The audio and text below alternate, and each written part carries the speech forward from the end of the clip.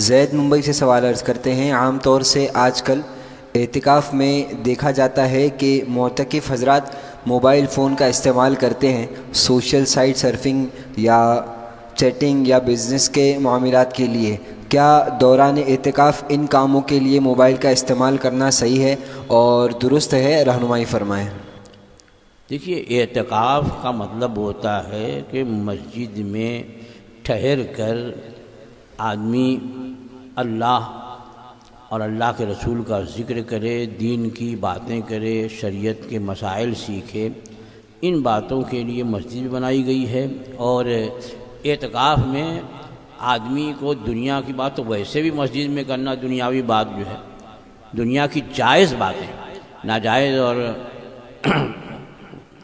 گناہ کی باتیں جو ہیں وہ تو کہیں بھی آپس میں کرنا وہ جائز نہیں ہے، مسجد میں تو اور سخت حکم ہے۔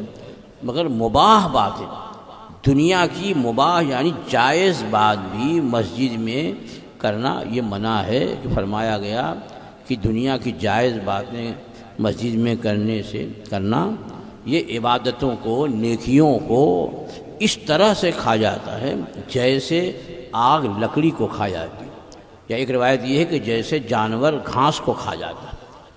گھاس رکھ دو، جانور سب پوری کی پوری سارے وہ سب نگل جاتا ہے، کچھ گھاس بچتی نہیں ہے۔ ایسی آپ کے پاس نیکی نہیں بچے گی اگر مسجد میں آپ دنیا کی جائز باتیں کریں۔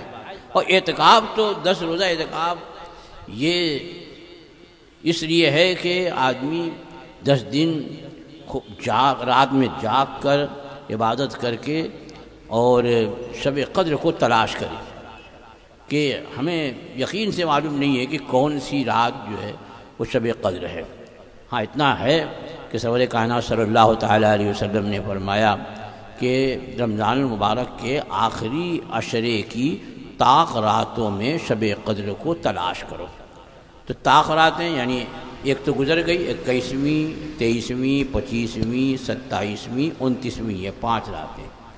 ان میں خوب کثرت سے آدمی جو ہے وہ ذکر کرے، نماز پڑھے، دعا کرے، استغفار پڑھے اور درود و سلام کے نذرانے عقیدت پیش کرے، رات بھر اس میں گزار دے۔ کہ ہو سکتا ہے کہ امسال جو ہے شب قدر 23ویں شب ہو تو مل جائے گی کم سے کم، اور ایک رات کی وہ عبادت جو ہے شب قدر کی وہ 1000 مہینوں سے بڑھ کر ہے۔ تو زیادہ نیکی کے لالچ میں یہ اعتکاف کیا جاتا ہے۔ تو اعتکاف یہ سنت ہے، اور مسجد اس لیے نہیں ہے کہ یہاں پر آ کر کے آدمی تجارت اور بزنس کرے۔ اتنے دن تک بزنس کو، تجارت کو اور دوستی کھاتے کی ساری باتوں کو پس پش ڈال دے اور یہاں صرف دین کی باتیں کرے۔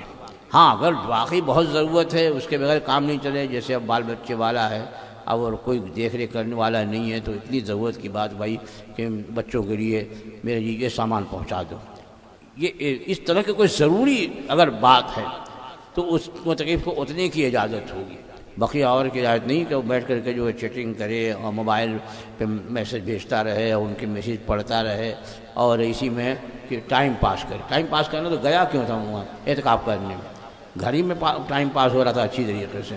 نہیں، رمضان کی راتوں میں، رمضان کے دنوں میں زیادہ سے زیادہ عبادت کرنے کے لیے مسجد میں معتکف ہوتا ہے آدمی۔